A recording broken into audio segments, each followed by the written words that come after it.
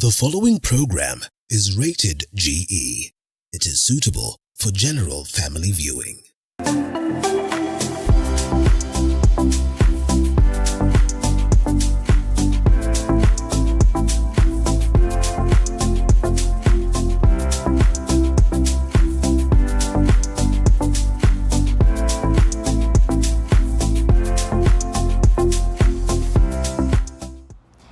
And welcome to yet another episode of The Grind with me, your host Hibak Said. This week, we're going to be focusing on the automotive industry. We are seeing that sales are dropping by around 17%, especially for newly imported cars. What exactly is happening? We're going to be having our entrepreneur of the week, but first, let's look at the market margins.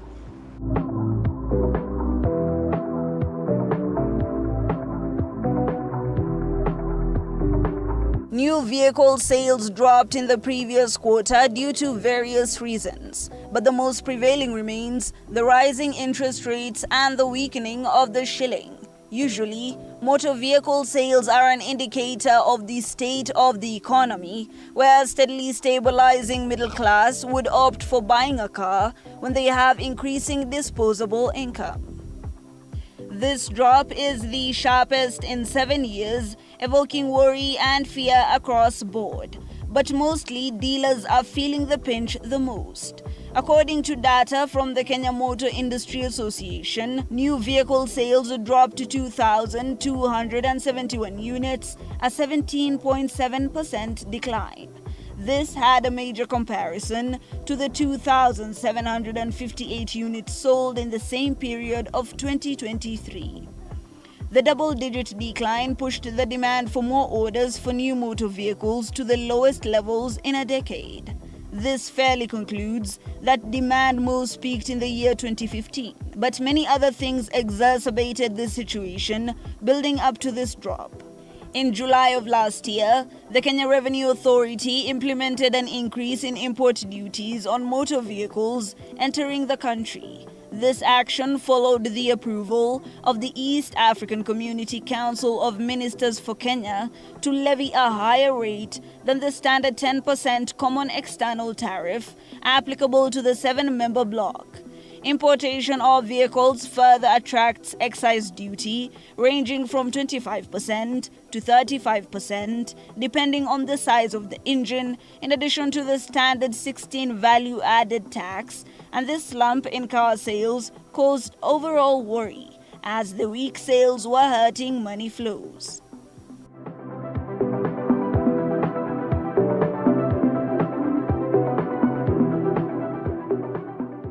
Now, our entrepreneur of the week is going to be telling us what exactly is happening. We are already in a car yard. We want to know what has been happening. Are you feeling this shift in sales? Are the sales reducing? You can start by introducing yourself. What is your name? Why exactly did you go into this business? For starters, my name is Dennis Mwangi, father of 3. And I'm the manager here at Ivory Motors. And honestly, what I've grown into this, I'd say my dad was in the automotive industry, and I think that's what eventually got me into it. I'm actually a pilot, trained pilot. Wow. But yeah, so. What's you kuendesha and kuendesha, whether it's a car or a plane? No, it's a bit different, eh? Yeah. But yeah. So, what have you seen? What are the trends you've seen in the last couple of years when it comes to the sale of cars? I think the emerging trend, maybe in the past few years, I'd say since COVID, has been. I think our customers are tending to look and to buy more fuel-efficient vehicles, lower CC vehicles. I'd say that's the major trend, yeah. And I'd say, and as well as locally used vehicles as well, as compared to new imports. Right. So I'd say this. So we're seeing in the last 3 months, according to statistics, that sales have dropped by 17% within a period of 3 months. Have you felt this when it comes to your sales? Are you seeing customers retracting from buying it? I think definitely have felt the hit, but I think the thing, as I said earlier, was just to adapt. And I think with us, we tend to, with our clients, we tend to maybe concentrate on discounts and as well as also maintaining quality. All right. Yeah, so I'd say there's a hit, but I think we are still able to adapt and to change and adapt according to customer needs. Right. So there's the imported cars, of course. Some are brand new, some are second hand. And of course, there's the resale of cars that have already been in circulation within the country. Which would you say sells the most?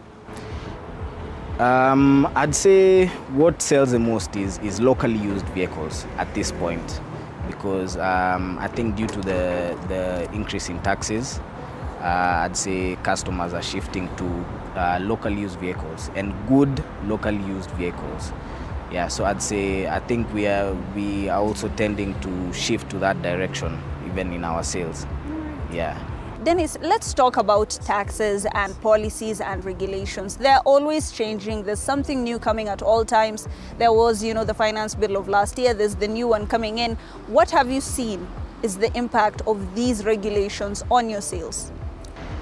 Well, what I'd say is, you see, with every new government, there's usually a shift in policies, and I think the main thing is just to adapt and to change according to these policies. Yeah, that's what I'd say. You've said adapt and change. Yeah, right? yeah. So what are some of the things, because there are a lot of grinders watching this right now, maybe they want to go into this business, some of them are already in this business. What are some of the mitigation measures that you've been doing for yourself? Yeah, I think because of the low sales, I think the thing in what we pride ourselves in is quality. So I think with quality, you'll always get a return in clients, and that's what we really concentrate on, is providing quality as well as after sales. Yeah. After sales services that you usually give. That's fantastic. Now, maybe if you could just tell us, customer preferences are very important. You've mentioned that people are going for more fuel efficient cars, right? And maybe this is where people should be, veering their interests towards. What changes have you made to, make sure that your customers are satisfied? What we've done is we try and at least, I'd say even here, I'd say 50% of the vehicles are, and by fuel efficient vehicles, people are looking for vehicles that are 2000 cc and below. And I'd say 50% of the vehicles here are 2000 cc and below. So I think that's what because the customer demands tell us on how to move forward. Right, that's very important. There are strategies that you can adopt when you are ensuring that your customers not only come back but bring other people. One of them, ni lipa mdogo mdogo. Cars are very expensive, right? What are some of the schemes that you've put in place? Are you lengthening that period? What are some of the things you're doing? Yeah, so currently we are partnering with a few financial institutions to provide finance for both new imports and locally used vehicles. So I think, and as well as with that, we are constantly trying to negotiate with them on better interest rates. So I think that's a major thing we are doing. So you do help, them get finances for these cars? Yes, we do. If anyone wants to know further about maybe the finance process, maybe they can give me a call. Right, it's very important to be flexible for your customers. Yeah. And speaking about flexibility, let's look at the future right now. Yes. There are all these tax implications, there are all these regulatory changes, the economies are always changing. What are some of the things you're doing to ensure that this business that even your father was running does not, die? Well, I'd say the thing is I'd say quality. Quality is one major thing that will impact any business, not just the automotive industry. And I think maintaining quality is the main thing in this particular business. So I think we do, and we will continue striving in maintaining quality of our cars, and as well as after sales, So I think, yeah. You have been in this industry. There are so many policies, regulations. Maybe some of them you don't like very much. Some of them make it very hard for you to be operating. What recommendations would you give? I think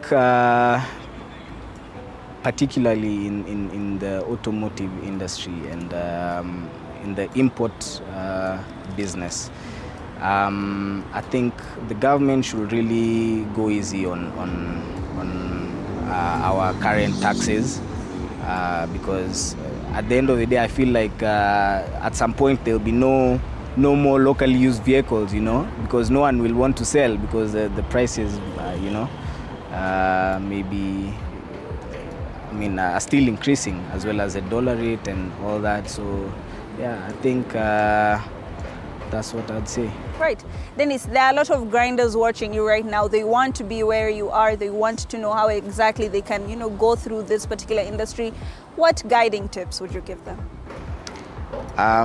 Maybe for the younger generation, and I think I'm in that category, yeah. And so I'd say I think there's maybe for the younger generation that even, I'm sure someone knows someone that is selling a car, and if you know someone that's selling a vehicle, you can just maybe give me a call and let me know this car is on sale, and we can find a way on how we can, work together, and maybe some of this younger generation can also be our suppliers. Right. So, yeah. And it's very important to, get the youth in as well. Yeah. And get to know what exactly they're doing. The Yes. more you know, the more network you have, the better you can fare on in any industry that you choose to. Now, we will go for a very short break. When we come back, we'll have our business capital, and then later on, our expert to just break these things down for us. Don't go too far.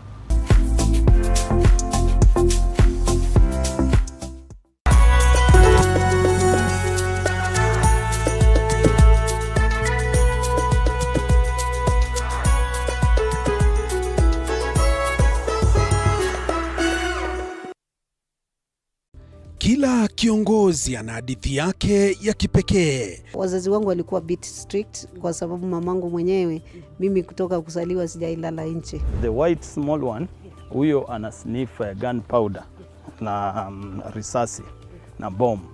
Alafu huyo mwingine ni Ridgeback ana sniff simba. Even the employees knows that. So when in the boardroom is the chairman, the CEO, and the rest of. At what point are you a wife? The minute you get to that inside that door, you become now the wife. Na kila maamuzi wanayoyafanya hufichua mengi kuhusu utu wao na uongozi wao. We see God blessing us, and we now realize the power of giving also has to be rewarded back. Kupitia kipindi Mfahamu Kiongozi, tunakuletea mahojiano ya kusisimua na uchambuzi wa kina kuhusu viongozi wetu. Pick your core business as the bigger stones. Put them in your diary first.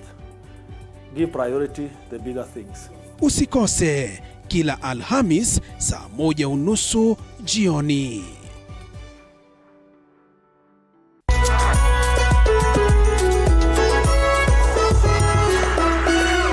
In a world where challenges are as common as opportunities, there are those who dare to defy the odds. They are the entrepreneurs. Entrepreneurship isn't just about starting a business, it's about embracing uncertainty, pushing boundaries, and turning. And welcome back to The Grind. Do remember that this week we are talking about all things motor vehicles, and how could we talk about it without having our expert of the week? But first, let's have the business capital.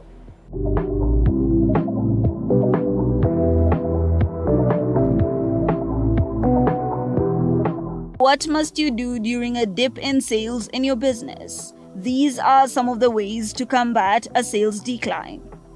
1. Improve your customer service by prioritizing each customer to ensure excellent customer service. Every customer deserves to be treated as a vital business asset. Set this standard from the beginning to ensure your team knows that customer satisfaction is the #1 priority. Retaining your customers is critical. 2. Allocate for the long term. When sales start to decline, companies shouldn't panic and alter a brand's fundamental proposition or positioning. For instance, marketers catering to middle or upper income consumers in the pained but patient segment may be tempted to move down market. 3. Marketing throughout the recession period. During downturns, marketers must balance efforts to pare costs and shore up short-term sales against investments in long-term brand health, streamlining product portfolios, improving affordability, and bolstering trust. 4. Improve affordability. Slam on the brakes, and pained but patient customers in particular will be shopping around for the best deals. All businesses will increasingly compete on price. In tough times, discounts that require little effort from consumers and give cash back at the point of sale are more effective than delayed value promotion. And lastly, bolster trust. Worried customers, even in the comfortably well-off and live-for-today segments, see familiar, trusted brands and products as a safe and comforting choice in trying times. Reassuring messages that reinforce an emotional connection with the brand and demonstrate empathy, this could be the winning hand for you. And now to our expert of the week.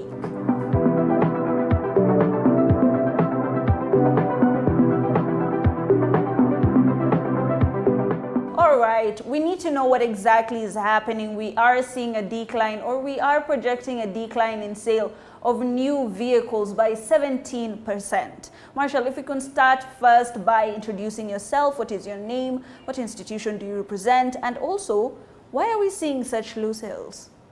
Thank you, Haibak, for having me. My name is Marshall Nyangor. I work for Zimel Asset Management. We look at the finances.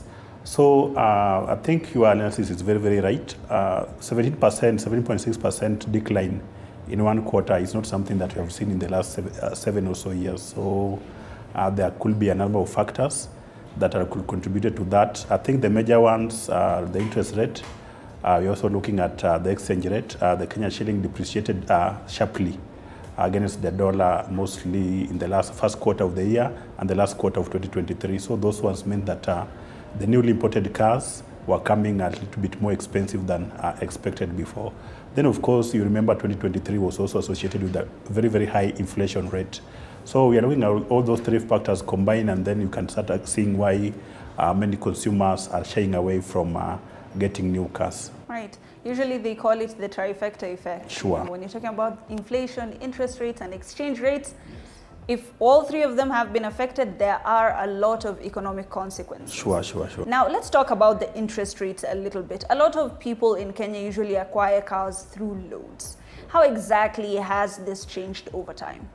Yeah, you are right. I think not even just Kenya, but globally, the big assets are financed through loans. To the consumer level, household level, something like a car, for example, that will be considered a very, very big, huge asset. So most of the buyers will go to the bank to consider financing for that.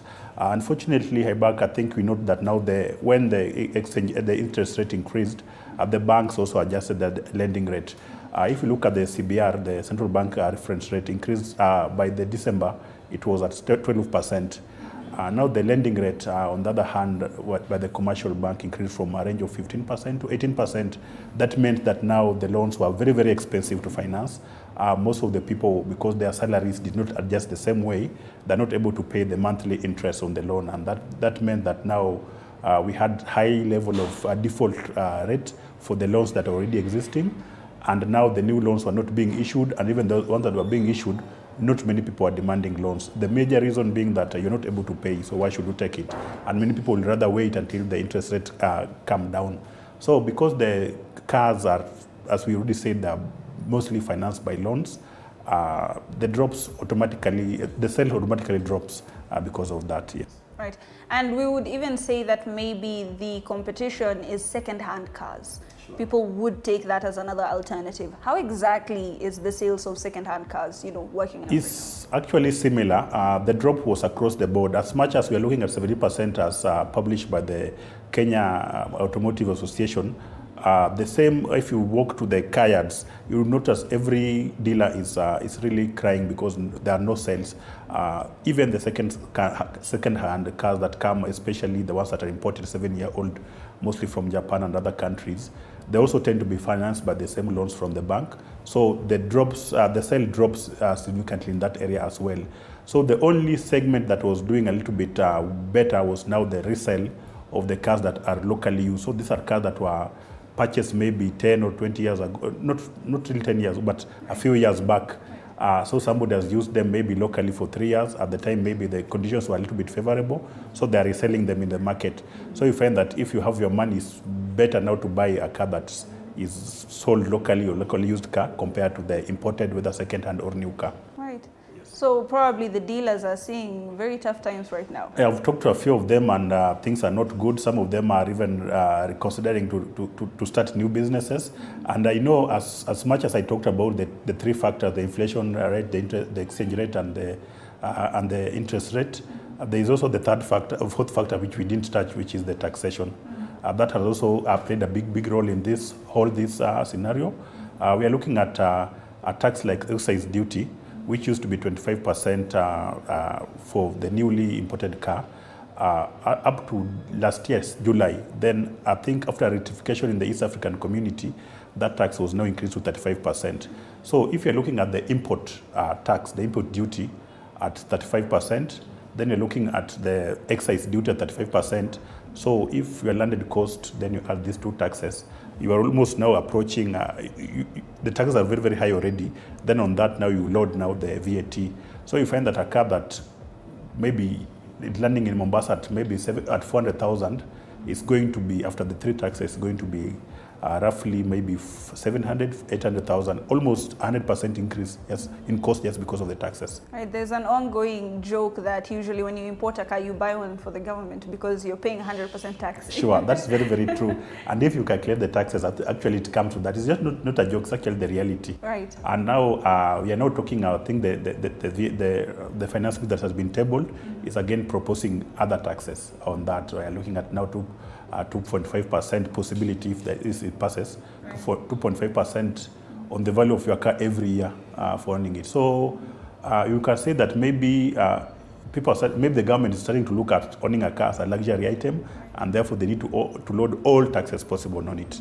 Right, let's talk about the proposed finance bill now that, July is getting closer, and say it is passed as is. This 2.5% is going to have a ripple effect across many sectors. The automotive sector will be, suffering the most, and insurance has already spoken about it. Where do you see this trend going?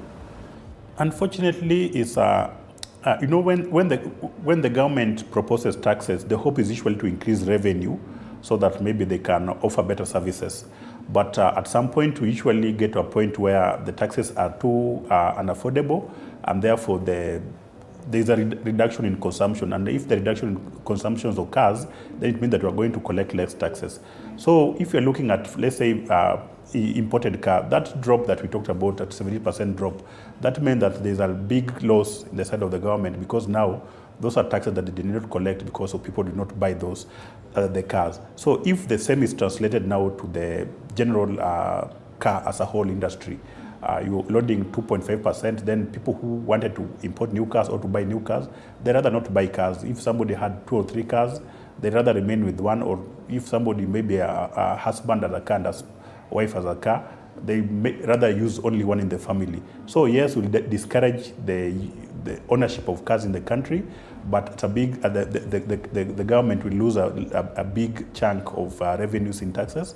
The trend is that it will lead to less ownership of the cars in the country. So it's not a good thing for somebody like a government who want more revenue in terms of taxes. Right.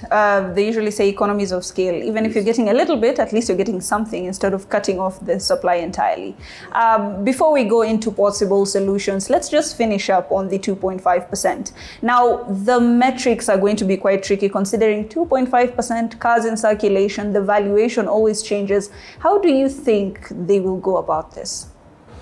I think it was a very clever law, because the government is going to use insurances to do the evaluation. Normally every year when you're going to when you want to buy insurance, you have to do valuation of your car. So the government want to rely on that. So it's probably, you can say they're trying to make their work a little bit easier, but you notice that in the country as well, many people are now going for third-party insurance covers just to reduce the cost of insurance as a whole. I will say that the person who came up with this law was a little bit clever, because they are putting the burden on the insurance side to do all the donkey work for them, so that once you value the car at 1 million, take your insurance percentage, then send 2.5% to us. So it's a clever, but I don't know, personally, I don't think it should pass, because we don't really, I would say that the services that the government currently offer do not really encourage such kind of taxes. Most people just rather have their car stay at home, and they just use one car, just reduce the ownership of the cars. Right. Now, finally, because we need to wrap this conversation up, what would you say are some of the solutions that these businesses can take? They're already in this business. The taxes may, be choking them, but what could they do as mitigation measures? Yeah, I think it's a time that called for now innovation. I think there could be innovation in terms of how to finance the purchases. I've seen a few dealers trying to attempt methods like own or buy to own, so that they find like it's a model of lease financing, where a dealer will give you a car, you use it and pay over time. The whole point is that they're trying to avoid this budget, this bullet payment that come at once. When you want to own a car, you have to go to the bank, then the bank give you a huge loan, then you have to pay for that car. So if the loan is associated with very, very high interest rate, then you find that it's not affordable. So some dealers are saying that just give us the little you have, then you own this car, then pay it over time, maybe 2-3 years. And in some cases, you can even, after the end of payment, the car is yours. So those kind of models are coming up. But overall, you can also say that there is a trend where new buyers are now embracing new technologies that probably come with lesser cost of operation. For example, the electronic cars. I find that these ones, because the fuel is also, you remember the fuel is also becoming very, very expensive. So the adoption of electronic cars, I think, is a new trend, and because this is a new technology and it's keep on improving every year, I think that keep to be adopted in the industry. If you now drive across the street, you will find that there are so many electric cars, which I think is a good trend overall, yes. Right. And we can't get away from technology. Things are changing very fast. So if you're in this business, innovation is your best friend. Maybe you can come up with ways that are going to be helping you survive the tides that are ongoing. Thank you so much, Marshall, for joining us tonight. And that is the conclusion for this episode of The Grind. Thank you so much for being a part of it. Do remember, you can tell us on the comments, or you can even send us a message telling us what business you'd like for us to cover next. But for now, until next week, it's good night from me. My name is Hibak Said.